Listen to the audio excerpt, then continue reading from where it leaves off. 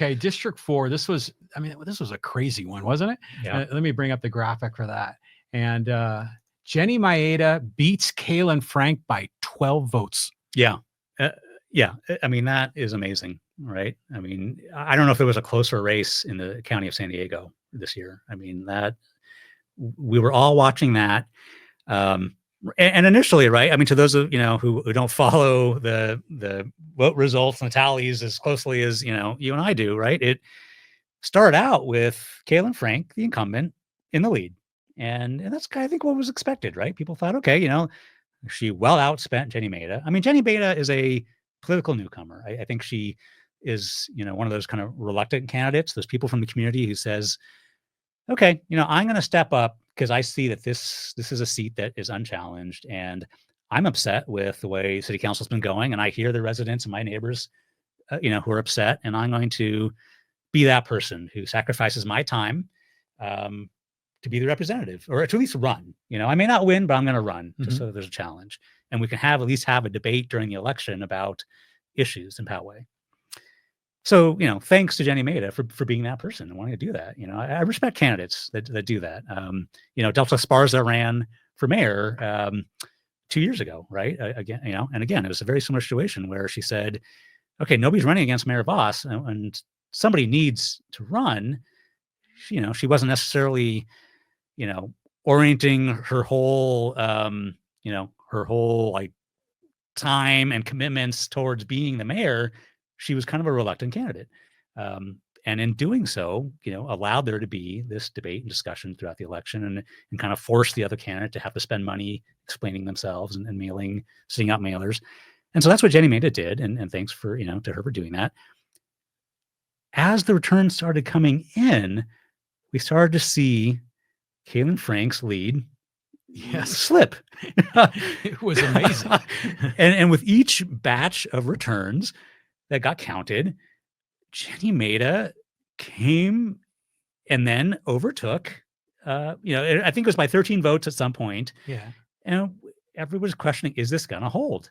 Is this going to hold? And I've got to believe that Caylin Frank and the GOP, the county GOP, was doing what's called ballot curing behind the scenes. So, for those who aren't aware, there are a handful of ballots, in every election where people forgot to sign their ballot or they didn't date it right, or there was some other issue where the county can't count that ballot. And so the voter registrar tries to reach out to those voters and say, hey, you have a week or so, whatever it is, to cure your ballot.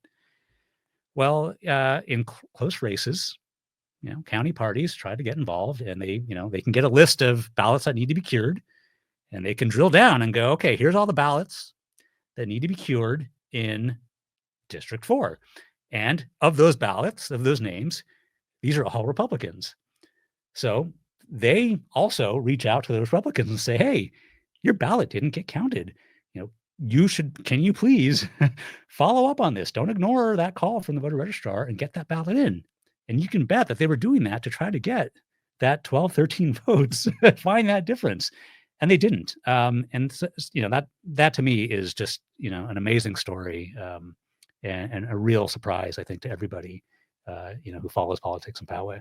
Yeah, I mean, I agree with you. I think what Jenny did is very, it's like that Teddy Roosevelt quote. You get in the arena with the sweat and the dirt, and you go in and you fight the battle because no one else was willing to fight the battle against the incumbent.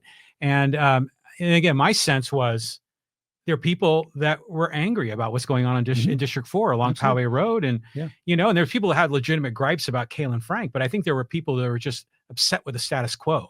And they wanted a newbie. They wanted a green candidate. Green meaning a newbie, not a environmentalist necessarily. Right. But it to me, this is fascinating. Have you ever seen an election get this close? I don't know if I've seen an election finish this close. I remember in the county supervisor race with Mayor Voss and Joel Anderson. There was a period there where the returns were coming in where they were within, a dozen votes or something like that, or maybe under 100.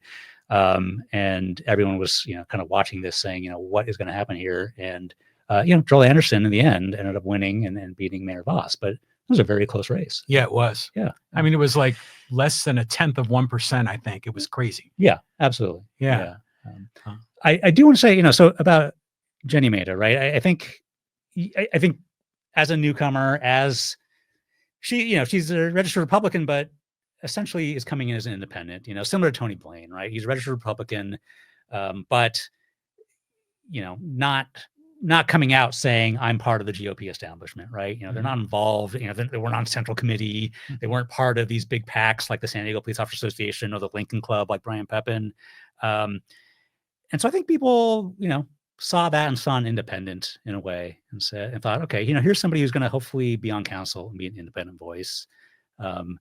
Now, I'm sure that a lot of people are probably calling Jenny Maeda right now and trying to influence her thinking, right? Oh, of course. I'm sure that, council members, former council members, incoming council members, leaders in the Business community. interests. Exactly. Yeah, right. Lots of people. Right. Are saying, here's a blank slate as far as they can see. I mean, maybe Jenny's got her own plan, but they're saying, how can I, maybe under the guise of like mentorship or, whatever it is, kind of guide this council member, whatever direction they want. So, my hope there for District 4 would be that, Jenny, obviously you want to talk to people, you want to talk to different constituents, different, just parties, absorb as much information as possible, but ultimately find a way to maintain that independence, right? Ultimately make sure that the decisions that you're making on council are sort of genuine and true to who you are and what you ran, why you ran,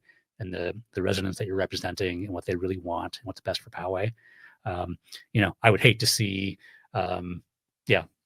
this kind of hope of independence end up, getting co-opted by other people out there who are trying to guide her to one direction or another.